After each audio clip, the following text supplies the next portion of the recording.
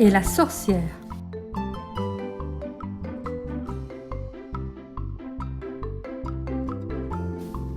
Il était une fois, rien qu'une fois, une sorcière, une terrible sorcière qui vivait dans une forêt près d'un village. Au village, les parents disaient à leurs enfants « Ne t'approche jamais de la forêt, sinon la sorcière t'attrapera et te mangera. » Tout le monde avait peur de la sorcière, tout le monde, sauf Pierre. Pierre était un galopin qui n'avait peur de rien. À la rivière, il attrapait les grenouilles. Dans les prés, il courait après les vaches. Il aimait se bagarrer avec les copains, pédaler sur son vélo sans les mains. Il était foufou, un vrai casse-cou. À l'orée de la forêt, il y avait un magnifique pommier. Un matin, Pierre voit les pommes brillantes. Elles sont mûres à point. Il en a trop envie. C'est plus fort que lui. Le voilà déjà qui grimpe à l'arbre, s'assied sur une branche et croque dans une pomme.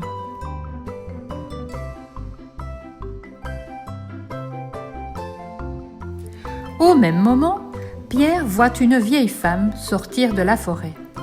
Elle est toute voûtée, ses cheveux sont pleins de nœuds, elle a un nez allongé, une bouche tordue et des doigts griffus.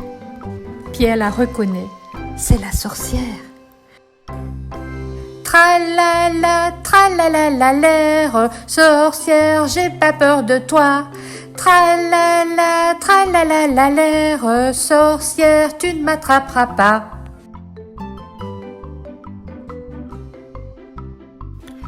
Pour attraper Pierre, la sorcière dit d'une voix toute douce « Qu'est-ce que tu chantes là? C'est méchant de dire ça. Moi, je ne suis qu'une pauvre vieille. Comme ces pommes ont l'air savoureuses, tu m'en donnes une ?» Pierre lui lança une pomme. « Misère de misère, » dit la sorcière. Elle est tombée par terre. Elle pose les mains sur son dos. « Oh là là, j'ai trop mal au dos pour me baisser. Sois gentil, mon petit, ramasse-moi ces pommes. » Pierre descend de l'arbre. Pierre se penche pour ramasser la pomme. Hop, la sorcière l'empoigne. Zou, elle le jette dans son sac. Et froute, elle ferme le sac avec une ficelle et le pose sur son épaule. « Ha ha, t'as vu, gamin, je t'ai bien eu !» La sorcière s'enfonce dans la forêt profonde. Elle marche en ricanant. Elle marche en chantant. « Croquis, croquas, c'est moi la plus rusée. Croquis, croquas, je vais me régaler. » Enfermé dans le sac, Pierre a peur. Il a le cœur qui bat fort et c'est tout noir. En chemin, la sorcière a envie de faire pipi. Elle pose le sac et cherche un buisson. Pierre entend les pas de la sorcière qui s'éloignent. Aussitôt, il fouille dans sa poche et attrape son petit couteau. Tout doucement, il passe une main à travers l'ouverture du sac et schlac, il coupe la ficelle. Vite, Pierre sort du sac, met à sa place une bûche, des feuilles mortes et des ronces. Il le referme et se sauve à toutes jambes.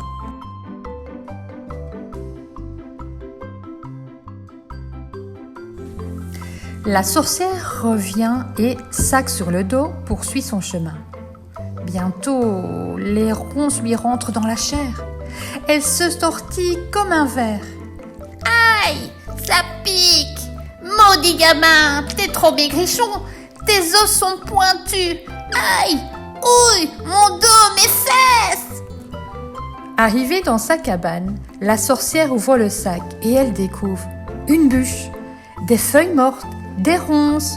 Rouge de colère, elle crache par terre, elle crie, le poing en l'air. « Je l'attraperai, ce vaurien, ce morpion, ce casse-tombeau.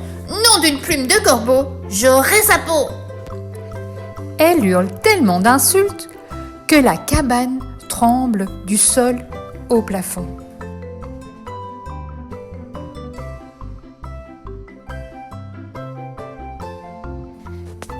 Un matin, Pierre grimpe à nouveau sur le pommier. À califourchon sur une branche, il croque dans une pomme. Et qui sort de la forêt? La sorcière. Tralala, tralala, l'air, sorcière, j'ai pas peur de toi. Tralala, tralala, l'air, sorcière, tu ne m'attraperas pas. La sorcière tombe à genoux, les mains sur le ventre. Ah, voilà 3 jours que je n'ai pas mangé. J'ai trop faim. Mon petit, descends de l'arbre, apporte-moi une pomme. Oui, c'est ça, répond Pierre. Cause toujours, je te crois pas. Tu veux m'attraper comme la dernière fois. Mais qu'est-ce que tu t'imagines, mon petit? C'était juste pour jouer. Je meurs de faim, je t'en supplie, apporte-moi une pomme. Je te l'apporte, dit Pierre. Si tu n'essayes pas de m'attraper, promis? Oui, promis. Pierre descend de l'arbre.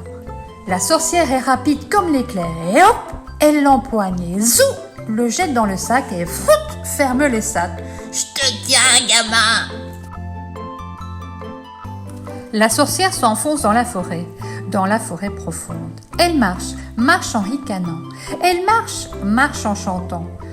Croquis, croquas, c'est moi la plus rusée. Croquis, croquas, je vais me régaler. Mais le chemin est long et la sorcière est fatiguée. Elle pose le sac au pied d'un arbre et elle s'allonge à côté et s'endort.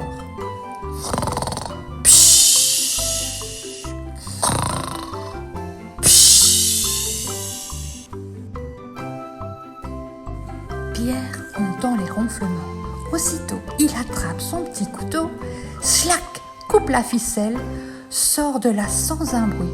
Il le remplit de cailloux, le referme et s'enfuit. La sorcière se réveille et, sac sur le dos, poursuit son chemin. Bientôt, le poids des cailloux l'épuise. Elle transpire de la tête aux pieds. Maudit gamin, tu pèses aussi lourd qu'une botte de foin. J'ai le dos en compote à force de te porter. Arrivée dans sa cabane, la sorcière ouvre le sac et découvre les cailloux. Folle de rage, elle s'arrache les cheveux. Encore raté, petit morveux, face de paix, sale gosse. Nom d'une écaille de dragon, je vais te péter un chaudron. Elle hurle de si grosses insultes que la cabane se fissure du sol au plafond. À partir de ce jour, la sorcière se cache derrière le pommier. Elle attend Pierre. Un matin enfin, elle le voit. Méfiant, Pierre regarde à gauche, regarde à droite. Il s'approche doucement, tout doucement. Brusquement, la sorcière bondit de sa cachette et l'attrape. Et hop, zou, froute, revoilà Pierre enfermé dans le sac. Dit la sorcière. Tu fais moi le malin, gamin. Cette fois-ci, je garde le sac sur moi. Tu ne m'échapperas pas.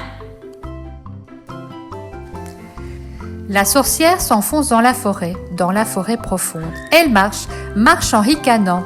Elle marche en chantant. Croquis, croquas, c'est moi la plus rusée. Croquis, croquas, je vais me régaler. Dans sa cabane, la sorcière ouvre le sac et découvre Pierre. Toute excitée, elle se frotte les mains. Ce midi, je te mangerai bien rôti. Allez, rentre dans le four, il est déjà bien chaud. D'accord, dit Pierre. Mais comment je fais pour rentrer dans le four? Triple nouille, dit la sorcière. C'est pas croyable. Les gamins d'aujourd'hui, ils sont vraiment pas dégourdis. Je vais te montrer, regarde-moi. Tu fais comme ça. Elle s'accroupit et entre la tête dans le four. Vite, vite, Pierre lui donne un bon coup de pied au derrière. Et vlan, elle bascule dans le four. Pierre referme la porte du four et pousse le verrou. La méchante sorcière brûle tout entière. Morte la sorcière. Ouf, bon débarras. Plus de sorcières. Vive Pierre! Au village, on entend des rires, on entend des chants. Tout le monde s'amuse. C'est un jour de fête pour petits et grands. Et Pierre, il a entendu parler d'un château fort où vit un géant qui garde un trésor. Personne n'ose s'en approcher. Vous croyez que Pierre osera y aller? C'est la fin de mon histoire. J'espère qu'elle vous a bien plu. À bientôt. Gros bisous.